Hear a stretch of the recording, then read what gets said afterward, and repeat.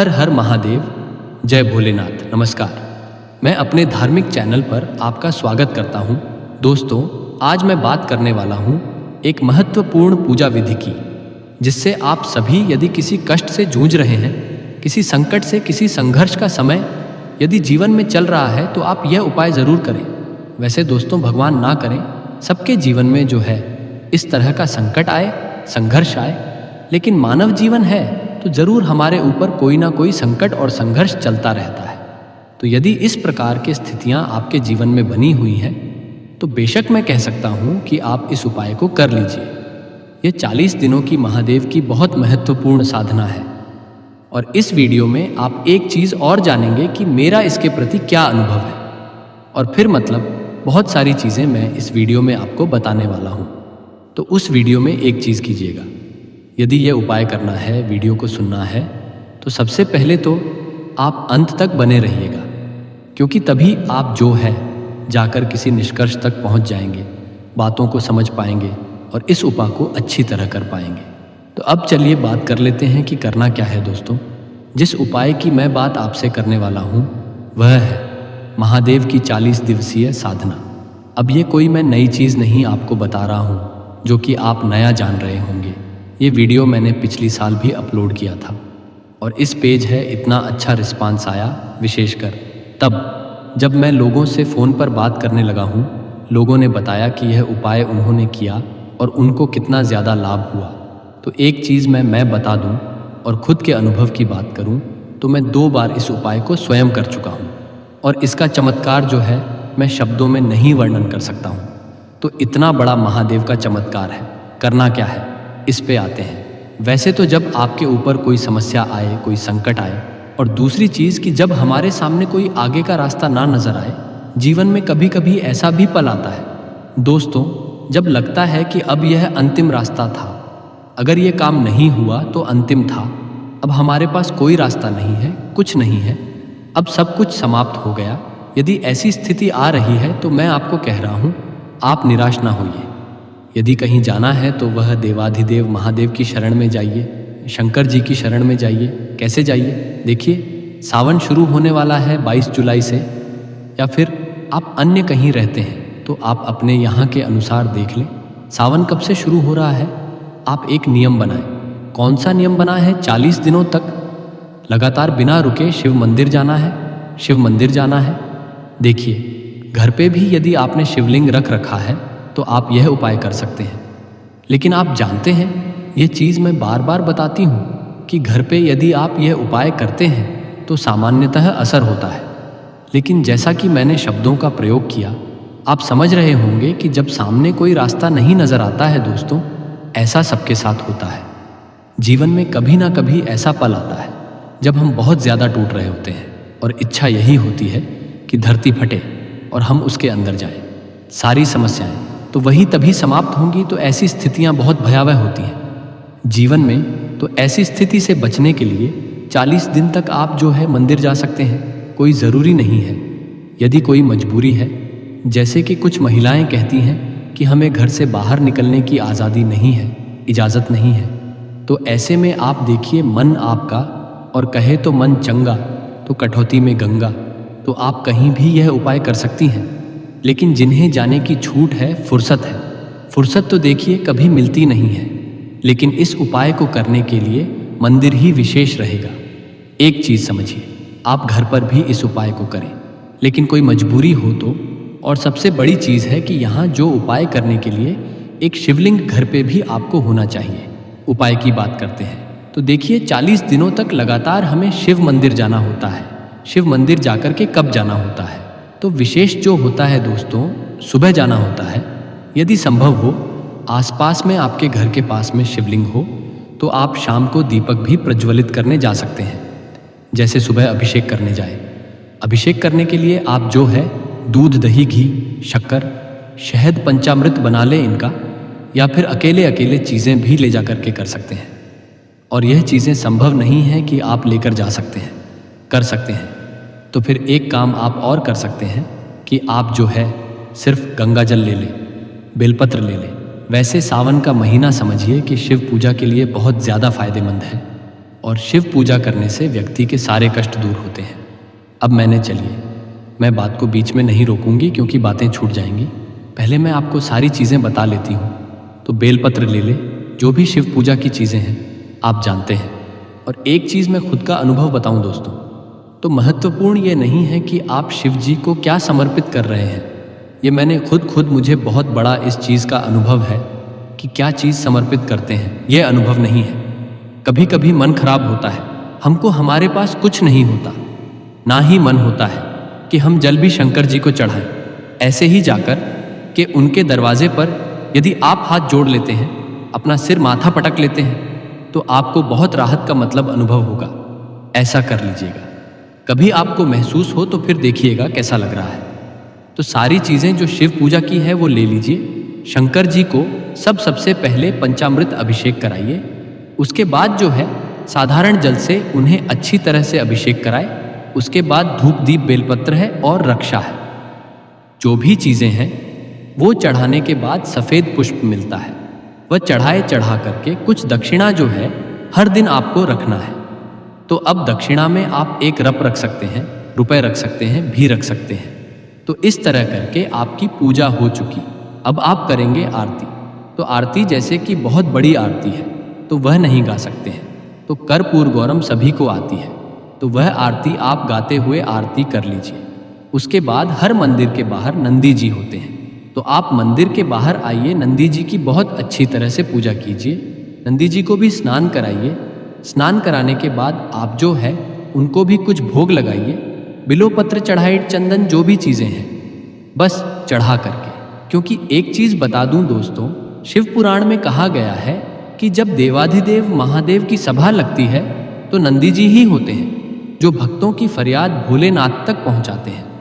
तो ऐसा नहीं है कि वह हमारे कष्ट, हमारे दुख, हमारी तकलीफ़ें नहीं देखते हैं, लेकिन नंदी जी को माध्यम माना गया है। ऐसा शिव पुराण में न है कि जब माता पार्वती शिव जी समाधि में लीन रहते थे तो वह भी अपनी जो कामना होती थी, अपने काम होते थे, मतलब अपनी इच्छा जो है वह शिव जी तक नंदी के माध्यम से ही पहुंचाती है। तो यह शिव पुराण की बात है, बिल्कुल सत्य है, अक्षरशः सत्य है। प्रतिदिन नंदी पूजन करने के बाद नंदी जी के कान में अपनी मनोकामना बोले, अपना कष्ट बोले, अपनी बात बोले। बोलने के बाद जो है आप माथा पटके और चले आए। हर दिन आपको ऐसा करना है। अब महिलाओं में एक समस्या तो आएगी कि मैं जो है हमें पीरियड आएगा, तो ऐसी स्थिति में क्या करेंगे कि हम किसी ना किसी से पूजा करा लेंगे। पूजा बीच में कभी भी खंडित नहीं करेंगे, छोड़ेंगे नहीं। देखिए, एक महिला तो मुझे बता रही थी कि उन्होंने दूसरी किसी कन्या से पूजा कराया, यहाँ तक कि उन्होंने पूजा करने के भी उस लड़की को पैसे दिए। और भोलेनाथ की दया देखिए, उनके ऊपर इतनी कृपा हुई कि वह मतलब किसी की वैसे पर्सनल बात मैं बता नहीं सकता हूँ, लेकिन बहुत बड़ी कृपा उनके ऊपर हुई। तो इस चीज़ को समझिए, आप किसी ना किसी, जैसे कोई बच्चा हो उससे भी करा सकते हैं, परिवार का हो उससे भी करा सकते हैं। पूजा बीच में मत छोड़िएगा। आप भले ही ना कर पाए, इस काम को कर लीजिएगा। अब एक चीज़ का और ध्यान रखिएगा, आप पूजा करते हुए आपका जो मन होता है वो बिल्कुल शुद्ध होना चाहिए। कभी भी कोई प्रयोग इसलिए नहीं किया जाता है कि किसी ने आपको बताया है। आपका जब तक खूब मन ना हो, खूब इच्छा ना हो, आपको लगे नहीं कि ये उपाय आपके ऊपर असर करेगा, आप मत कीजिए। बिल्कुल दोस्तों, मैं कह रही हूँ, मेरा अनुभव है। क्योंकि जो भी हमारे शास्त्रीय उपाय होते हैं उनको जब तक हमारी अंदर से इच्छा ना करें कि हमें करना चाहिए, तब तक नहीं करना चाहिए। आप विश्वास मानिए, वो उपाय लाख पावरफुल हो, लाख कोई कहे, मैं भी कहूँ, वो उपाय असरदार नहीं होता है। तो जब अंदर से आपकी बहुत इच्छा हो कि आप इस उपाय को करें तो ही कीजिएगा। और तो मन में समझिए, ऐसी इच्छा उत्पन्न होने लगे तो समझिए कि यह आदेश स्वयं देवाधिदेव महादेव दे रहे हैं। तो ऐसा कर लीजिएगा। और वीडियो कैसी लगी बताइएगा, ज़रूर अच्छी लगती है तो वीडियो को लाइक करें, चैनल को सब्सक्राइब करें। और मेरा नंबर है, जिस पर कोई ज्योतिषीय सलाह लेना हो तो ले सकते हैं। इस चीज़ को ध्यान रखिएगा। और दूसरी चीज़ आपसे बता दूं, दूसरी चीज़ एक आपको और चीज़ ध्यान रखना है कि जब आप शिव मंदिर जाएं तो आपके पैर में चप्पल नहीं होनी चाहिए, बिल्कुल भी चप्पल नहीं होनी चाहिए। अगली चीज़ कहूँ कि जैसे कि शिव मंदिर जाते हैं तो अपने घर से जल जरूर ले जाइए, क्योंकि कहा जाता है कि कि पिंड का जल हमें ले जाना चाहिए। शिव मंदिर उससे जो है देवादित्य कर लीजिएगा, चप्पल मत पहन के जाइएगा और कोशिश कीजिएगा। जैसे कि आप सावन का व्रत रखते हैं तो आप इस सावन से ही शुरू करें। जैसे सावन शुरू होने वाला है 22 जुलाई से तो शुरू कर सकते हैं, 30 दिन तो आपका सावन में हो जाएगा, 10 दिन आपका एक्स्ट्रा और लगेगा, 40 दिन पूर्ण कीजिएगा। और हाँ, जो पीरियड में आपने दूसरे बच्चे से पूजा कराए तो वह पूजा आपकी मान्य होगी, बीच में खंडित नहीं होना चाहिए। पूजा आपको अलग एक्स्ट्रा जो दिन बढ़ाने हैं, जैसे कि हर पूजा में मैं बताता हूँ दिन बढ़ा लीजिएगा, इस पूजा में ऐसा कुछ नहीं करना है, बस आप पूजा करा लीजिएगा। 40 दिन के बाद कुछ आप जो है अनाज वगैरह किसी ब्राह्मण को दे दीजिएगा, किसी ज़रूरतमंद जिसको आपकी इच्छा करे उसको कुछ ना कुछ पैसे, कुछ जो भी चीज़ें आपन दान दे सके दे दीजिएगा।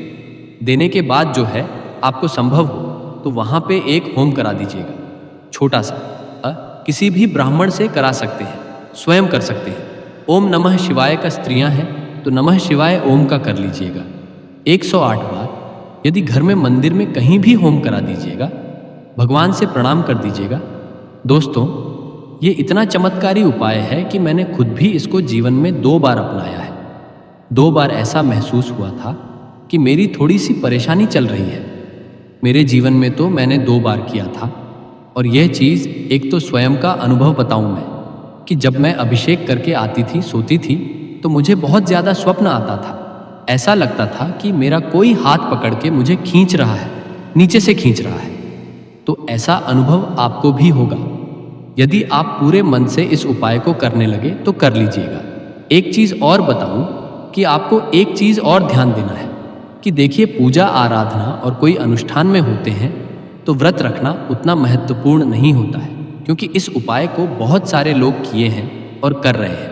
कुछ लोग व्रत रख के किए, जिनकी इच्छा बहुत प्रबल थी वो व्रत रखे, जिनकी इच्छा जो है वो इच्छा सती तो थी, लेकिन कभी कभी हमारी शारीरिक स्थिति जवाब दे जाती है।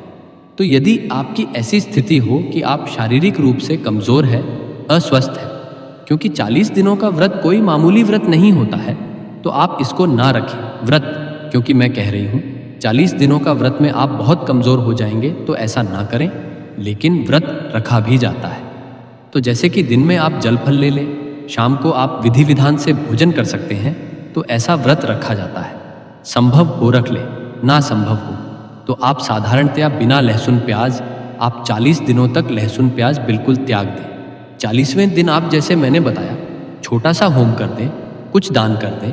उसके बाद आप अपने घर आकर के सामान्य भोलेनाथ से प्रार्थना कर दीजिएगा कि भोलेनाथ मेरी दक्षा पूर्ण करें। उसके बाद दोस्तों, आप अपनी सामान्य जो काम है करने लगेगा। देवाधिदेव महादेव की दया होती है, तो बस 40 दिनों के अंदर जो आपकी साधना हो रही है उसके अंदर ही आपके काम तुरंत बनने शुरू हो जाते हैं, बन भी जाते हैं दोस्तों। इसका अनुभव मैं खुद क्या बताऊं।